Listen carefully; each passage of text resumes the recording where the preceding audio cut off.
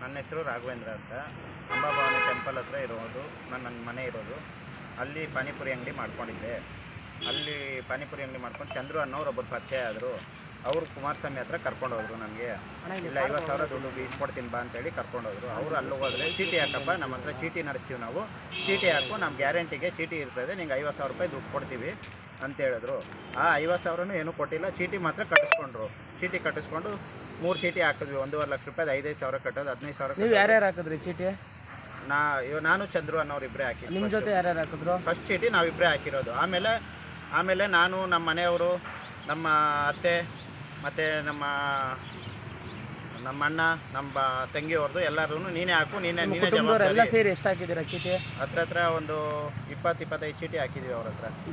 25 ಚೀಟಿಗೆ ಏನೋ ರಿಕವರ್ ಕೊಟ್ಟವ್ರ? ಏನೂ ಇಲ್ಲ. ಆ ಚೀಟಿಗೆ ಕೂಗ್ತಾರೆ. ಆ ಚೀಟಿಗೆ ನಮ್ದು ಯಾವುದೋ ಪರ್ಸ್ನಲ್ ಅಂತ ಒಂದು ಅಮೌಂಟ್ ಇಸ್ಕೊಂಡಿದ್ವಿ. ಆ ಅಮೌಂಟಿಗೆ ಅಂತಲೇ ನಮ್ಮದು ದುಡ್ಡು ಹಂಗೆ ಇಮಿಡಿಯೇಟಾಗಿ ಇಸ್ಕೊಂಡ್ಬಿಡ್ತಾರೆ. 22 ಚೀಟಿದು ಇಸ್ಕೊಂಡ್ಬಿಟ್ರಾ? ಅಲ್ಲ, ಒಂದೊಂದು ಚೀಟಿ ಎತ್ತೋದು ಜಮಾ ಮಾಡ್ಕೊಳ್ಳೋದು ಬಡ್ಡಿ ಅಂತ 15,000 ರೂಪಾಯಿ.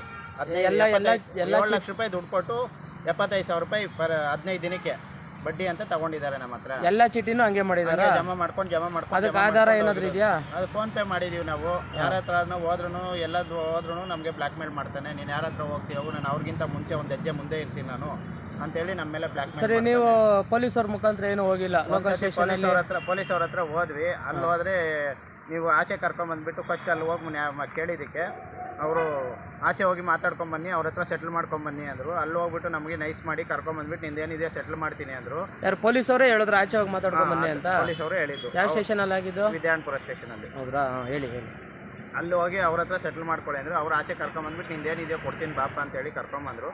ಕರ್ಕೊಂಬಂದು ಒಂದು ವಾರಕ್ಕೆ ಮತ್ತೆ ನಾಟಕ ಆಡಿಬಿಟ್ಟು ಅಲ್ಲಿ ಮತ್ತೆ ಸ್ಟೇಷನ್ ಹೋಗ್ದಿರೋ ಇರೋಂಗೆ ಮಾಡಿಬಿಟ್ಟು ನಮ್ಮನ್ನು ನೈಸ್ ಮಾಡಿ ನಮಗೇನೇನೋ ಟಾರ್ಚರ್ ಕೊಟ್ಟು ಇದು ಮಾಡಿದ್ರು. ನಾವು ನಿಮ್ಮನ್ನ ಕರ್ಕೊಂಡೋಗಿ ಕುಂಡಿಸ್ಕೊಂಡ್ರು ಅಂತ ಹೇಳಿದ್ರಲ್ಲ ಮನೆಯಲ್ಲಿ, ಅದು ಎಷ್ಟು ಗಂಟೆಲಿ ಕರ್ಕೊಂಡೋಗಿ ಕುಂಡಿಸ್ಕೊಂಡ್ರು? ಏನಕ್ಕೋಸ್ಕರ ಕುಂಡಿಸ್ಕೊಂಡ್ರು? ಅದು ನಮ್ಮ ಹತ್ರ ರೆಕಾರ್ಡ್ ಇತ್ತು, ಅವ್ರು ಮಾತಾಡಿರೋದು. ನಾನು ರೆಕಾರ್ಡ್ ಇಟ್ಕೊಂಡಿದ್ದೆ. ಡಿಲೀಟ್ ಮಾಡಿರೋದು. ಏನಕ್ಕೋಸ್ಕರ ಕರ್ಕೊಂಡೋದ್ರು ಅವರು? ಅದೇ ರೆಕಾರ್ಡ್ ಇದೆ, ನಿನ್ನ ಹತ್ರ ಬಾ, ನಾನು ಮಾತಾಡಬೇಕು ಅಂತೇಳಿ ಕರ್ಕೊಂಡೋದ್ರು ಮನೆಗೆ. ಯಾರು ಹೇಳೋದು ನನಗೆ, ನಿನ್ನ ಹತ್ರ ಎಲ್ಲ ರೆಕಾರ್ಡ್ ಇಟ್ಟಿದೆಯಂತೆ, ಬಾ ಅಂತೇಳಿ ಕರ್ಕೊಂಡೋದ್ರು. ನಾನು ಚೀಟಿ ಬರ್ಕೊಡು ಅಂದರೆ ಅವ್ರು ಬರ್ಕೊಡ್ತಾ ಇರಲಿಲ್ಲ. ಅದಕ್ಕೆ ನಾನು ಚೀಟಿ ಹಾಕಿರೋದಕ್ಕೆ ಅವ್ರ ಹತ್ರ ನಾನು ಅದಕ್ಕೆ ಫೋನಲ್ಲಿ ರೆಕಾರ್ಡ್ ಮಾಡಿ ಇಟ್ಕೊಳ್ತಾ ಇದ್ದೆ. ಅವ್ರು ದುಡ್ಡು ಕೊಡೋದು, ಅವ್ರು ಏನು ಮಾತಾಡಿದ್ರು ಅದು ರೆಕಾರ್ಡ್ ಮಾಡಿ ಇಟ್ಕೊಂಡಿರ್ತಾ ಇದ್ದೆ. ಅದು ಗುಪ್ತಾ ಅನ್ನೋರ ಹತ್ರ ನಾನು ಹಿಂಗೆ ನನ್ನ ಹತ್ರ ಅವ್ರು ಬಾಯಿ ಬಿಡಿಸ್ಕೊಂಡ್ಬಿಟ್ರು. ಗುಪ್ತಾ ಅನ್ನೋರು ಯಾರು? ಇವ್ರಿಗೆ ಫುಲ್ ಸಪೋರ್ಟ್. ಅವ್ರ ಜೊತೆಲೇ ಇರ್ತಾರೆ. ಚೀಟಿ ಅವ್ರಿಗೆ ಎಲ್ಲ ಜನನ್ ಕರ್ಕೊಂಬರೋದು, ಜನನ್ ಸೇರ್ಸೋದು, ಪಾರ್ಟ್ನರ್ ಅವರೇ ಸೇರ್ಸೋದು. ಅವರು ನನ್ನ ಹತ್ರ ಬಾಯಿ ಬಿಡಿಸ್ಕೊಂಡ್ಬಿಟ್ಟು ಅವ್ರಿಗೆ ತಗೊಂಡೋಗಿ ಅವ್ರು ಹೇಳಿದ್ದಾರೆ ಕುಮಾರಸ್ವಾಮಿ ಅವ್ರಿಗೆ ಹೇಳಿ, ಅವರು ಅವತ್ತು ನೈಟು ನಮ್ಮನ್ನು ಎಲ್ಲೂ ಬಿಡ್ದಿರೋಂಗೆ ಕರ್ಕೊಂಡು ಬಂದು ಮನೆಗೆ ಕರ್ಕೊಂಡೋಗಿ ಆ ಫೋನಲ್ಲಿರೋದೆಲ್ಲ ಡಿಲೀಟ್ ಮಾಡಿ ನನ್ನ ಹೊಡೆದು ರಾತ್ರಿ 12 ಗಂಟೆಗೆ ಮನೆಗೆ ಕರ್ಕೊಂಡೋಗಿ ದೈಹಿಕವಾಗಿ ಹಿಂಸೆ ಕೊಟ್ಟಿದ್ದಾರೆ. ಹೊಡೆದೆ. ಅದಾದ್ಮೇಲೆ ನೀವು ತಿರ್ಗಾ ಪೊಲೀಸ್ ಸ್ಟೇಷನ್ಗೆ ಏನೂ ಹೋಗಿಲ್ಲ? ಎಲ್ಲ ನಾವು ಹೋದ್ರೆ ನಿನಗೆ ಟಾರ್ಚರ್ ಕೊಡ್ತೀನಿ, ಇಲ್ಲಿ ಬದುಕಕ್ಕೆ ಬಿಡಲ್ಲ, ನಾನು ಸಾಯಿಸ್ತೀನಿ, ಹಂಗೆ ಹಿಂಗೆ ಅಂತ ಹೇಳಿ ಮಾತಾಡಿದ್ದಾರೆ ಅವರು. ಅದಾದ್ಮೇಲೆ ಮತ್ತೆ ಬಂದ್ಬಿಟ್ಟು ಮತ್ತೆ ನೈಸ್ ಮಾಡಿ ನಮ್ಮ ಹತ್ರ ಚೀಟಿಗಳು ಹಾಕ್ಸ್ಕೊಂಡ್ರು. ಏನಾದ್ರು ಇವತ್ತು ಕೊಡ್ತೀನಿ, ನಾಳೆ ಕೊಡ್ತೀನಿ, ಇವತ್ತು ಕೊಡ್ತೀನಿ, ನಾಳೆ ಕೊಡ್ತೀನಿ ಅಂತೇಳಿ ನಮ್ಮ ಹತ್ರ ದುಡ್ಡುಗಳು ಕಟ್ಟಿಸ್ಕೊಳ್ಳೋದಷ್ಟೇ. ನೆಕ್ಸ್ಟ್ ಮಂತಲ್ಲಿ ಕೊಡ್ತೀನಿ.